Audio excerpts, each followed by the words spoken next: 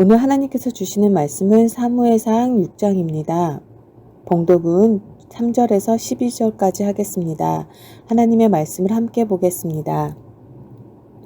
사무엘상 6장 3절 말씀. 그들이 이르되 이스라엘의 신의 계를 보내려거든 거저 보내지 말고 그에게 속건제를 드려야 할지니라. 그리하면 병도 낫고 그의 손을 너희에게서 옮기지 아니하는 이유도 알리라 하니 그들이 이르되 무엇으로 그에게 드릴 속건제를 삼을까 하니 이르되 블레셋 사람의 방백의 수요대로 금 독종 5과 금쥐 5마리야 하니라. 너희와 너희 통치자에게 내린 재앙이 같음이라. 그러므로 너희는 너희의 독한 종기의 형상과 땅을 해롭게 하는 쥐의 형상을 만들어 이스라엘 신께 영광을 돌리라. 그가 혹 그의 손을 너희와 너희의 신들과 너희 땅에서 가볍게 하실까 하노라. 애굽인과 바로가 그의 마음을 완악하게 한 것 같이 어찌하여 너희가 너희의 마음을 완악하게 하겠느냐. 그가 그들 중에서 재앙을 내린 후에 그들이 백성을 가게 함으로 백성이 떠나지 아니하였느냐. 그러므로 새 수레를 하나 만들고 멍에를 메어보지 아니한 젖나는 소 2마리를 끌어다가 소의 수레를 메고 그 송아지들을 떼어 집으로 돌려보내고 여호와의 궤를 가져다가 수레에 싣고 속건제로 드릴 금으로 만든 물건을 상자에 담아 궤 곁에 두고 그것을 보내어 가게 하고 보고 있다가 만일 궤가 그 본 지역으로 길로 올라가서 벳세메스로 가며 이 큰 재앙은 그가 우리에게 내린 것이요 그렇지 아니하며 우리를 친 것이 그의 손이 아니요 우연히 당한 것인 줄 알리라 하니라. 그 사람들이 그가 취하여 젖나는 소 2를 끌어다가 수레를 메우고 송아지들은 집에 가두고 여호와의 궤 및 금지와 그들의 독종의 형상을 담은 상자를 수레 위에 실으니 암소가 벳세메스 길로 바로 행하여 대로로 가매 갈 때 울고 좌우로 치우치지 아니하였고 블레셋 방백들은 벳세메스 경계선까지 따라가니라. 하나님의 말씀입니다. 오늘부터 대림절이 시작되었습니다. 내일부터 매일 새벽 묵상을 카톡으로 보내드리게 되는데요. 앞으로 우리가 묵상하는 본문들은 2017년에 출판된 제가 참 존경하는 구약신약의 대가 월터 브루그만 교수님의 묵상집 새로움이 오시는 길 대림절 묵상 본문들을 가지고 여러분과 함께 책의 내용을 포함해서 깊이 생각해 보는 시간을 가지려고 하는데요. 교회에서 꼭 책을 받아가실 수 있기를 바랍니다. 정말 새로운 길을 가는 것처럼 우리 영적인 순례의 길 속에서 예수님께서 이 땅에 오신 여정을 함께 경험하는 시간이 되기를 소망하며 저도 설레이는 마음으로 여러분과 매일 말씀 나눌 것입니다. 오늘 주일은요. 사무엘상 6장을 통독하고 3절에서 12절까지 묵상하시기 바랍니다. 사회의 영적인 부패를 설명할 때 우리는 당연히 그 당시의 종교 지도자들의 부패를 떠올리곤 하죠. 사무엘상에서도 사회의 영적인 부패와 그 상태를 알리기 위해 엘리 제사장과 두 아들 홈니와 비니하스의 모습이 가장 먼저 등장하고 있는 것을 우리가 사무엘상 3장에서 볼 수 있었습니다. 특히 언약궤를 통해서 하나님과 인격적으로 그들이 만나기보다는 언약궤 자체를 우선시하는 영적인 지도자들의 모습도 나타났는데요. 이 부분에 대해서 하나님께서는 매우 못마땅하게 여기셨습니다. 그래서 자신의 영광을 가리시면서까지 블레셋 백성들에게 그 언약궤를 빼앗기게 하시죠. 이는 많은 사람들이 생명을 잃더라도 그들에게 주시고 싶은 메시지가 있으셨기 때문일 것입니다.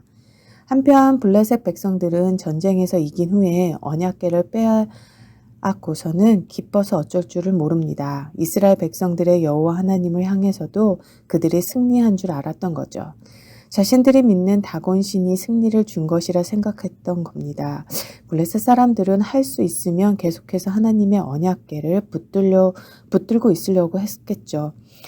애굽의 바로를 굴복시키고 이스라엘 백성들을 출애굽시킨 그 하나님의 궤를 붙들고 있는 것은 결국 자기들이 하나님보다 더 강한 민족이라는 것을 의미하고 있기 때문입니다. 그러나 오히려 언약궤가 들어온 이후 블레셋의 재앙이 불어 닥칩니다.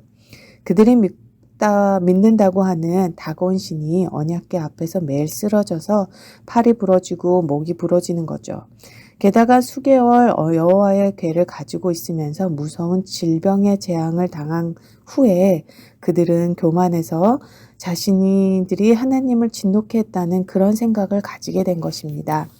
그래서 그들은 살아남으려면 하나님의 진노를 푸는 제사를 드려야 한다고 생각한 거죠.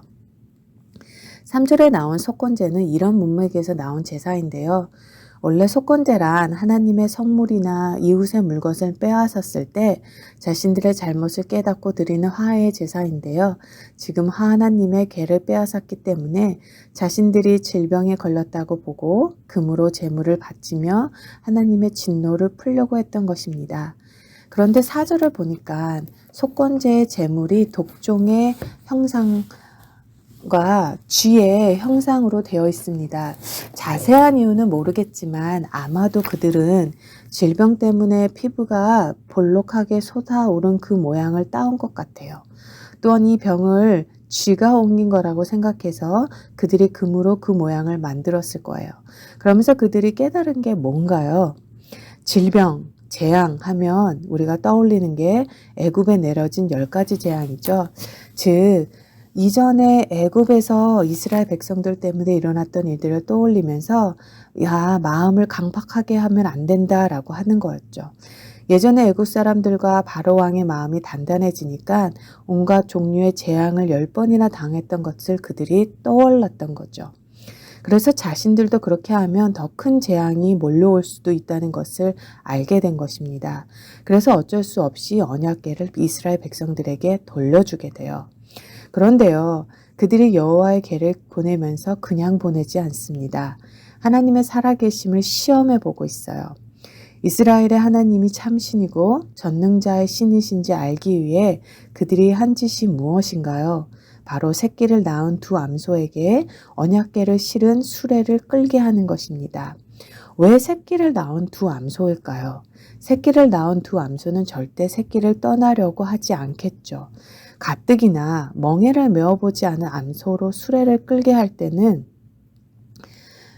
때 그들은 이 소가 아무 문제 없이 이스라엘로 간다는 것은 있을 수도 없는 일이라고 생각한 거예요. 이 사람들은요, 두 암소가 벳세메스로 가지 못하게 온갖 셋업은 다 해놓고서는 암소가 떼어놓은 새끼 때문에 곧장 이스라엘로 가지 않으면 자신들에게 벌어진 일들은 그저 우연히 발생한 일로 그렇게 여기려고 했던 것입니다.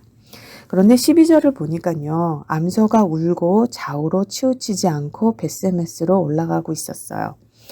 즉 새끼를 남겨둔 슬픔에 울면서도 하나님의 강건적인 힘으로 지금 소가 어디론가 가고 있다는 것입니다. 그러니까 블레셋 사람들은 마지막 순간까지도 이 일이 하나님이 하신 일이 아니라 우연히 일어난 것으로 믿고 싶은 마음이 훨씬 많았던 거예요. 결국 자신들의 다곤신 말고는 이스라엘이 믿는 신은 없다고 부정하려는 모습이 여기 적나라하게 드러나고 있는 거죠. 이게 신앙이 없는 사람들이 하는 일입니다. 하나님을 믿는 것 같지만 끝까지 하나님을 의심하고 시험합니다.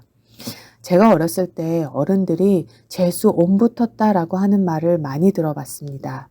아마도 자신이 뭔가 부정한 일을 저질렀었는데 더러운 것들과 접촉해서 한 것을 통해서 나쁜 것들이 자신들에게 달라붙었다고 여기는 것 같습니다. 이것은 사람이 자신이 가지고 있는 자기의 죄를 미워하고 싫어하는 것이 아니라 자기에게 붙어버린 옮겨진 더러운 것들에 대해서 불쾌감을 가지고 산다는 거죠. 블레셋 사람들이 이스라엘의 여호와 하나님으로 인해서 불길하고 악한 것에 감염되었다고 여겼어요. 자신들은 여전히 괜찮고 위대한데 뭔가 안 좋은 일이 생기니까 불길한 것을 떼어 놓으려고만 생각했던 거죠. 그러나 이런 사건들을 통해서 하나님이 어떤 분이신지를 알게 되었습니다. 그들은 신앙이 없는 사람들이었지만 하나님은 이 블레셋 사람들을 통해서도 영광 받으시기 원하셨어요. 이스라엘 백성들이 하나님을 너무 우습게 여기니까 주변 이방인을 통해서 그 영광을 받으신 것입니다. 배너라는 소설을 쓴 작가는 원래 기독교 신앙을 부정하기 위해서 이 소설을 쓰려고 했다고 합니다. 그래서 어떻게든 꼬투리를 잡으려고 더 집요하게 성경을 읽었어요. 그런데 그가 예수 그리스도를 부정하려고 하면 할수록 그분이 하나님의 아들이라는 것을 부인할 수 없었다고 합니다. 그래서 결국 그는 예수님을 믿게 되었고 불후의 명작 배너를 쓰게 된 거죠. 우리의 마음이 약해. 그래서 아무리 하나님을 부정하려고 해도 그럴수록 하나님은 더 자신을 드러내 보이시는 거예요. 오늘 묵상 뒤에 보면 베스메스 사람들은 블레셋 사람들이 원하시는 대로 그 수레를 끌고 온소를 잡아서 하나님께 속건제를 드리고 두 암소 역시 번제로 하나님께 드립니다. 이것은 이스라엘 백성들도 자신의 죄 때문에 하나님이 이스라엘을 떠난 줄 알기 때문에 회개하고 죄 씻음을 받기 위해 그와 같은 일을 행한 것입니다. 그런데 여기서 잠시 우리가 생각해 보는 것이 있습니다. 정말 중요한 것이 있어요. 블레셋 사람도 하나님 앞에 죄인이었고요. 이스라엘 백성들도 하나님 앞에 죄인이었습니다. 그런데 자기 죄를 자백하며 제사를 드릴 수 있는 사람은 이스라엘 백성들이었어요. 하나님의 백성들이었습니다. 세상 사람들은 자기 힘으로 자기 죄를 해결할 수가 없어요. 그들은 반드시 교회에 가야 하고 하나님의 도우심을 받아야 합니다. 예배 가운데 예수 그리스도의 보혈로 자비와 긍휼의 하나님을 만날 수 있다는 거예요. 제가 오늘 묵상에서 깨닫게 된 것은 하나님께서 하나님의 백성 가운데 계셔야만 다른 모든 사람들도 복을 받게 된다는 것입니다. 우리가 세상에 살면서도 다른 것은 다 잃어버려도 하나님께 대한 바른 신앙만은 절대 빼앗기지 않기를 기도합니다. 또 하나는 오늘 우리에게 법궤와 같은 것이 무엇일까요? 이는 하나님의 임재를 상징하고 그렇다면 우리에게 매일 들려지는 하나님의 말씀이지 않을까요? 저는 이를 통해서 저와 여러분이 세상 사람들을 축복할 수 있다고 믿습니다. 사람들이 아무리 하나님의 능력을 부인하려고 해도 눈에 보이지 않는 그 하나님의 능력이 암소들을 강권적으로 끌고 가셨던 것처럼 결국 모두가 하나님을 알게 될 것입니다. 대림절의 첫 주일 오늘 하루 우리 자신의 허물을 위해 기도할 수 있는 시간을 갖기를 바랍니다. 또한 다른 사람들을 위해서 긍휼의 하나님께서 그들의 죄를 용서할 수 있도록 기도할 수 있는 저와 여러분 될 수 있기를 주의 이름으로 간절히 기도합니다. 아멘.